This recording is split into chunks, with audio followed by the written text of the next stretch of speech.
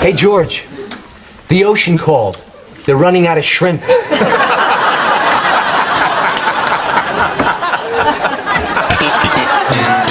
We've all been there.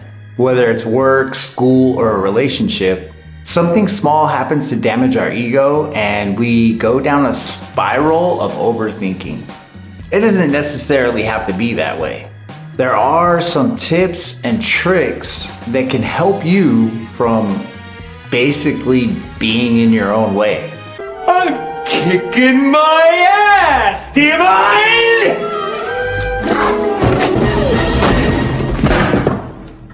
Overthinking, the silent killer of dreams and the thief of joy. In a world consumed by chaos and noise, your mind can be your greatest ally or your worst enemy. So I came up with 5 strategies that you can implement today to help you dismantle those barriers. The ocean goes. Running out of shrimp. Oh! Yes!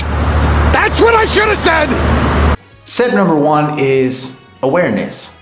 Recognizing when you have those overwhelming thoughts, the ones that go round and around and around in your head. The great Stoic philosopher Marcus Aurelius once said, "You have power over your mind, not outside events. Realize this and you will find strength." Start recognizing your thought patterns. Think about what's actually the truth and what's make-believe. Mark Twain once said, "I am an old man. I have known of many troubles, most of which never happen." When you overthink, you manifest problems that didn't even exist before. So once you recognize when you're getting into negative thought territory, just stop. Like, don't even think about it. Just stop thinking about it. And try to be present in the moment. I got another meeting with Riley, whole new audience, and I bet I can get him to try that line again. Who's Riley? George was scarfing shrimp at this meeting, and this guy says, "Hey, George, the ocean called. They're running out of shrimp." Listen to the comeback. Oh, yeah? Well, the jerk store called. They're running out of you. But you gotta be kidding me. You're not helping me. Look, just tell him you had sex with his wife. That'll kid him. I'm not looking for another line. I got the line. Look, George. I'm going with jerk store. Jerk store is the line. Jerk store. And the second technique would be to learn to let go. Accept defeat. I know that sounds crazy, but sometimes we just need to accept defeat and accept the fact that we don't know how to do everything. Accept the fact that, maybe I lost that one. There's always tomorrow. There's always the next day. Time is going forward all the time. When you learn to let it go, it's actually a very freeing feeling. It is liberating. Holding on to anything negative only brings you down. Another thing I would advise is stop worrying about what other people think about you, because everybody in this whole world sees you in a different light. There is no one person who sees you the same as the next. As individual as we are is how individual people perceive us. I know that sounds kind of crazy, but it's true. Nobody sees you exactly the same. Only you see you the way you see you.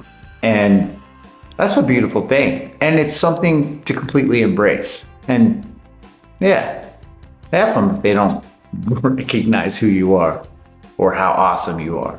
Just keep going. Let go and move on. So, guess where Mr. Ocean Phone turned up? He's working for Firestone in Akron, Ohio. Yep, I'm leaving first thing tomorrow morning. And the third technique would be to set limits. An active mind isn't necessarily a bad thing. It's a problem solver, it's a problem preventer, and it's where a lot of creativity comes from.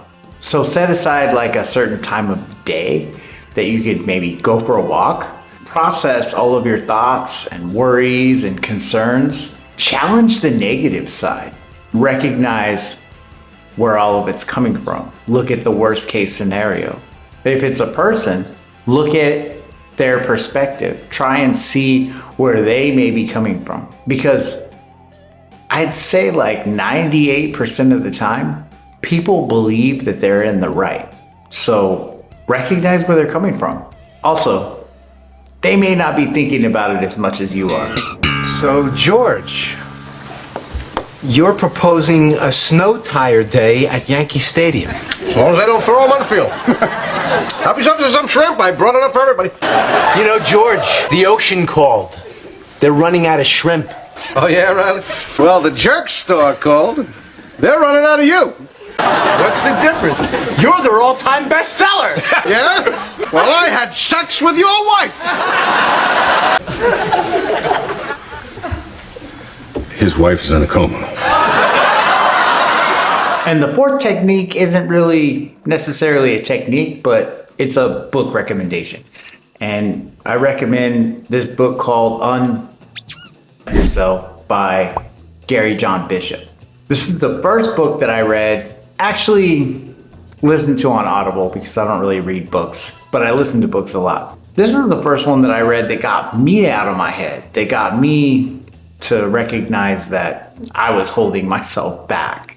Anytime I get into a funk, I put the book on. So I've listened to this book on Audible 3 times already. And I recommend it to anybody.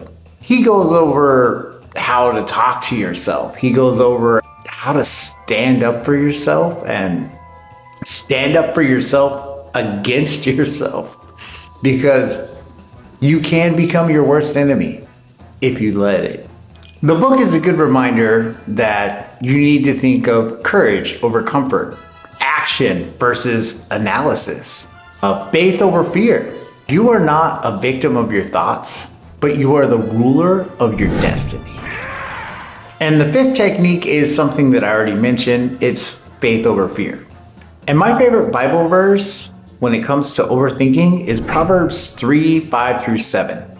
Trust in the Lord with all your heart. Do not depend on your own understanding. Seek His will in all you do, and He will show you the path to take.